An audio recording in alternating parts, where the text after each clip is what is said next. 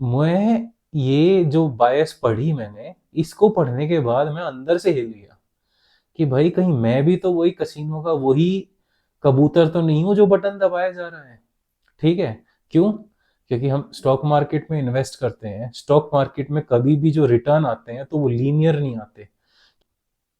Hello everyone, welcome back. इसमें हम बात करेंगे बायस फ्रॉम मिस गैम्बलिंग कंपल्शन का।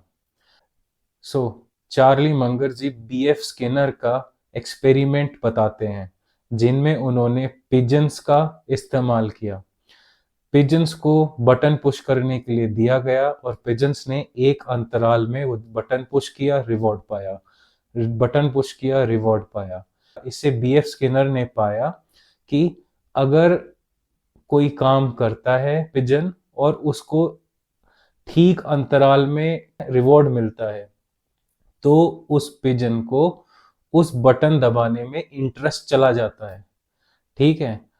उसको वो काम करने में मजा नहीं आता और वो बटन दबाना ये उस इच्छा से बंद कर देता है। ठीक है। अब अगर उस पिजन को बटन दबाया, रिवॉर्ड नहीं मिला, दो बटन दबाने पे रिवॉर्ड मिला एक बारी में, अगली बारी में 7 बार बटन दबाने पे रिवॉर्ड मिला, अगली बारी में 12 बार दबाया तब रिवॉर्ड मिला, तो क्या है, एक इंटरवल पे रिवॉर्ड नहीं मिल रहा। उसको पता नहीं रिवॉर्ड कब आ जाएगा, क्या पता दूसरे बार दबाने पे आ जाए, तीसरी बार दबाने पे आ जाए। तो इसमें बीएफ स्किनर ने पाया कि पिजन की इच्छा बढ़ गई बटन दबाने की। ठीक है।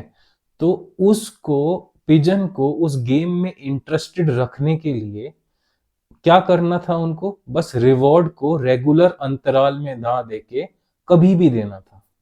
ये करके बीएफ स्किनर ने पाया कि ये इंटरमिटेंट रिवॉर्ड का सिस्टम होता है, ये बहुत पावरफुल मोटिवेटर है इस दुनिया का। ठीक है। अगर आप इरेगुलरली किसी को रिवॉर्ड देते हो, है ना, उसको बता के मत दो कि हर साल के 6 महीने के एंड में तुम्हें बोनस मिलेगा, नहीं, तो वो मोटिवेशन उनका चला जाएगा। उनका मोटिवेशन ये रहेगा, उनको पहले ही पता होगा 6 महीने में रिवॉर्ड मिलना है। अगर उनको धोखे से झटके से रिवॉर्ड मिलेगा ना, कि 2 महीने बाद, 3 महीने बाद गलती से मिल गया, इस टाइम मिल गया, ठीक है, उससे उनका मोटिवेशन और ऊपर चला जाएगा। ठीक है। वो आपके लिए और रिस्क लेंगे और काम करेंगे। तो ये मोटिवेटर का बहुत अच्छे से काम करता है अगर आप इरेगुलर इंटरवल पे रिवॉर्ड्स देते हैं। इसमें मैट्रिक्स मूवी का एग्जाम्पल आया मेरे दिमाग में कि मैट्रिक्स मूवी में एजेंट स्मिथ बताते हैं उसको, कियानू रीव्स को, और एक और होता है नियो, जिसमें वो मॉर्फियस को समझाते हैं कैसे मैट्रिक्स की जो पहली फसल थी, जो पहली क्रॉप थी, लोगों को जो क्रॉप बताता है एजेंट स्मिथ, वो तहस नहस हो गई थी। और वो कैसे, वो क्रॉप इसलिए तहस नहस हो गई थी, मैट्रिक्स ने लोगों को जो सिमुलेशन में भेजा था ना, उनके दिमाग को, वो भेजा था परफेक्ट सिमुलेशन में, जहां पे हर चीज परफेक्ट थी।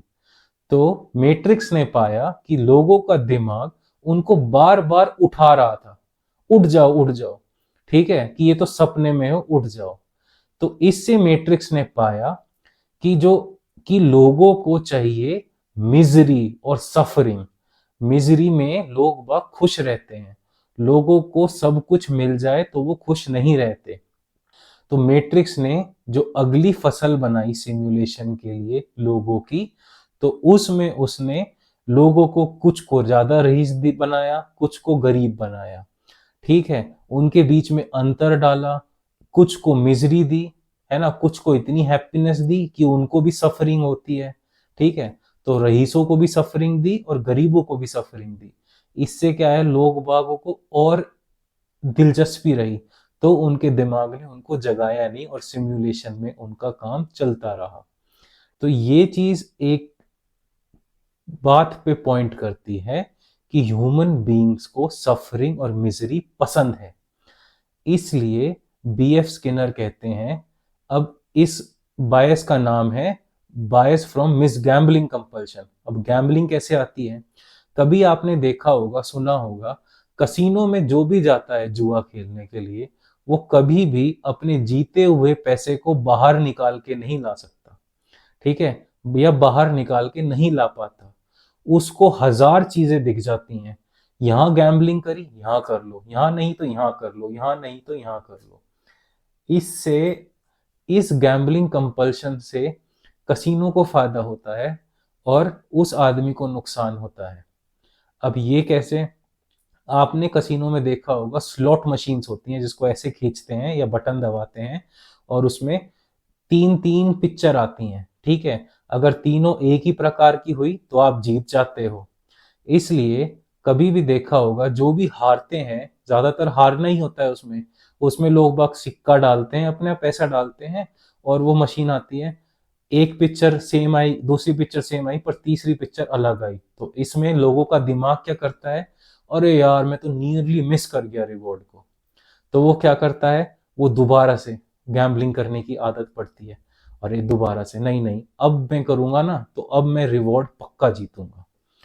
ये करके लोगों को गैम्बलिंग का वो बटन दबाने की इतनी आदत हो जाती है कि वो पिजन की तरह दबाते रहते हैं। उनको होता है कि रिवॉर्ड बस अगले ही कोने पे मिलेगा, अगले ही कोने पे मिलेगा। उसमें भी लोगों को पाया कि अगर लोगों को रिवॉर्ड हर बार मिलने लग जाए ना, तो उनका वो बटन दबाना, उनका बार बार खेलना बंद हो जाएगा। इसलिए तो कसीनो पैसा कमाता है। तो मैं, ये जो बायस पढ़ी मैंने, इसको पढ़ने के बाद मैं अंदर से हिल गया कि भाई कहीं मैं भी तो वही कसीनो का वही कबूतर तो नहीं हूं जो बटन दबाया जा रहा है, ठीक है। क्यों? क्योंकि हम स्टॉक मार्केट में इन्वेस्ट करते हैं, स्टॉक मार्केट में कभी भी जो रिटर्न आते हैं तो वो लीनियर नहीं आते, कि हर साल ये नहीं होता, इस साल 12%, अगले साल 12%, अगले साल 12%। ऐसा होता है, एक दशक का रिटर्न होता है 12%, ठीक है। 12% पर ईयर के CAGR से मिल गया, जो इंडिया का भी फिलहाल चल रहा है, ठीक है। आगे जाके हो ना हो, अभी का तो ये चल रहा है, ठीक है। तो पर एक साथ तो नहीं आता, एक साथ एक लाइन में नहीं चलता, कभी नहीं होगा, कभी 2-3 साल नहीं आएगा रिटर्न, फिर चौथे साल एक साथ आ जाएगा। तो हम भी तो कहीं उन कबूतरों की तरह ही वेट नहीं कर रहे कि नहीं नहीं अब आएगा रिवॉर्ड, नहीं नहीं अब आएगा, नहीं 4 बार नहीं आया तो अब 5वीं बार आएगा रिवॉर्ड। तो ये चीज का हमें ध्यान रखना है कि हम वो कबूतर ना बने। और ये हम कैसे कर सकते हैं? हमें स्टॉक प्राइस में इन्वेस्ट नहीं करना, हमें कंपनी में इन्वेस्ट करना है। कंपनी में इन्वेस्ट कैसे करेंगे? हमें पता होगा हम कंपनी के लिए क्या कीमत पे कर रहे हैं, पूरी कंपनी की क्या कीमत है, और ये पूरी कंपनी कमा क्या रही है अभी, ठीक है। तो उससे हम रिलेट करेंगे, ठीक है मैंने ये कंपनी खरीदी, ये इतना कमा रही है, आगे जाके इसकी कमाई बढ़ेगी, नहीं भी बढ़ेगी तो जितना कमा रही है उतना मेरे लिए बहुत है, उससे डिविडेंड मिलेगा मुझे, मैं उससे खुश हूँ, ठीक है। आदमी को वो पता होना चाहिए, कंपनी में इन्वेस्ट करना चाहिए। ये बेंजामिन ग्रैम और वॉरेन बफे कह कह के थक गए कि भाई कंपनी में इन्वेस्ट करो, स्टॉक प्राइस में नहीं। ये टिकर में इन्वेस्ट नहीं कर रहे आप कर रहे हैं कंपनी में इन्वेस्ट। ये आपको पता होना चाहिए, तभी आप स्टॉक मार्केट में बना सकते हैं।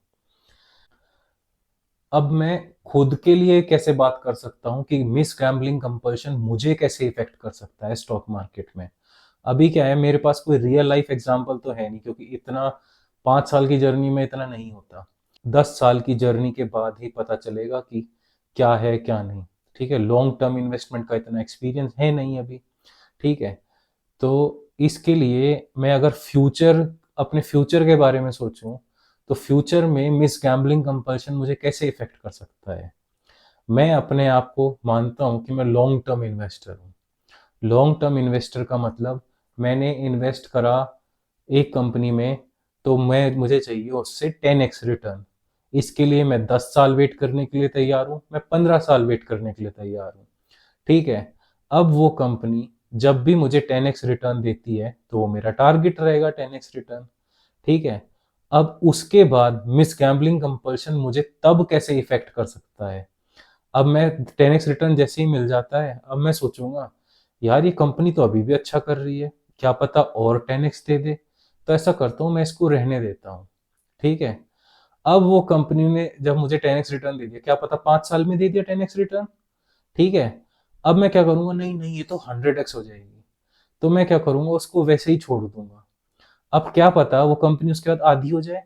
वॉलेटिलिटी होती है स्टॉक मार्केट में, वॉलेटिलिटी मेरे हिसाब से थोड़ी ना चलेगी, उसके बाद वो आधी हो जाए, तो मेरा 10x रिटर्न रह जाए 5x, फिर मैं वहां पे अपना सिर पकड़ के रोता रहूं क्या कर दिया मैंने। तो मैंने इसके लिए अपने लिए रूल्स बनाए हैं। तो इसके लिए क्या है, अपने आप को, ताकि मैं इफेक्ट ना हो पाऊं मिस गैम्बलिंग कंपल्शन से, तो मैंने बनाया है कि जब भी मेरा स्टॉक, जो भी मैंने कंपनी खरीदी है वो 10x हो जाती है जहां से मैंने खरीदा है वहां से, तो मैं उसका 50% पैसा निकाल के फिक्स्ड इंस्ट्रूमेंट में डाल दूंगा। उसके बाद बाकी 50%, क्योंकि मुझे पता है मिस गैम्बलिंग कंपल्शन तो है ही, और ये क्या है, नेचुरल इंस्टिंक्ट है, ये रहेगा ही हमेशा दिमाग में।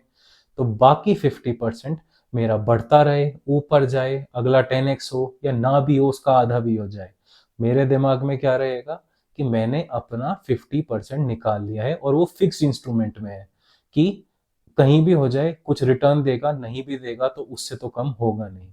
तो 50% पैसा मैंने निकाल लिया। तो मैं उन गैम्बलर्स की तरह नहीं रहूंगा जो कसिनो में घुसा और जो अपने पैसे, पूरे पैसे निकाल के बाहर, विनिंग्स निकाल के बाहर नहीं ला पाया। ठीक है, तो पहला टारगेट मेरा ये रहेगा।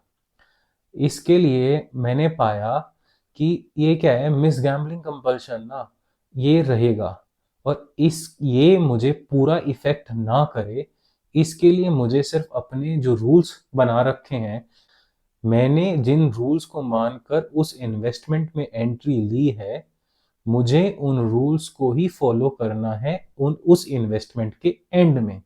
जब उस इन्वेस्टमेंट ने मुझे एंड में रिटर्न दे दिया, मुझे उस रूल के अकॉर्डिंग ही निकलना है, बस मुझे एक उस पर ध्यान देना है। ठीक है, बाकी रिटर्न वो 100x हो जाए, जैसे मैं इन्वेस्ट करता हूँ 10 लाख रुपीज एक स्टॉक में मान लेते हैं, तो जब वो 10 करोड़ हो, जब 100x का मतलब है 10 करोड़ हो जाएगा।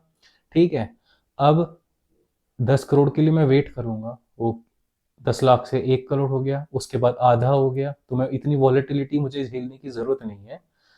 10 लाख का 1 CR होगा, 1 CR से 50L मैं निकाल के फिक्स्ड इंस्ट्रूमेंट में डालूंगा, बाकी 50L हो जाए वापस 10x हो जाए तो 5 CR हो जाएगा। तो at least I will be gaining 5 CR। ठीक है, 10 CR नहीं चाहिए इतने, उसके लिए मैं क्यों वॉलेटिलिटी में फंसूं और क्या है, अपनी इंडिपेंडेंस को दांव पे लगाऊं। ठीक है, तो फाइनेंशियल इंडिपेंडेंस आने के बाद तुम छोड़ सकते हो, पर फाइनेंशियल इंडिपेंडेंस आने तक के लिए ये स्ट्रैटेजी बहुत अच्छी रहेगी मेरे लिए। इसमें मैं अपनी मिस गैम्बलिंग कंपल्शन के साथ भी हूँ और अपनी विनिंग्स को लेकर साइड में भी हूँ। तो ये था बायस फ्रॉम मिस गैम्बलिंग कंपल्शन, और कैसे ये स्टॉक मार्केट में मुझे इफेक्ट करेगा। ठीक है, अभी तक तो इसने करा नहीं, पर करेगा। देखते हैं आगे क्या होता है। देखने के लिए बहुत बहुत शुक्रिया, और सब्सक्राइब करने के लिए भी थैंक यू। कुछ समझ आया हो तो बाकी मैंने चार्ली मंगर की पूरी प्लेलिस्ट बना रखी है हिंदी में, इसमें बाकी बायसेस एक्सप्लेन करी हैं और कैसे वो स्टॉक मार्केट में इंटरफेयर करती हैं, उसको देखना ना भूलिएगा। धन्यवाद।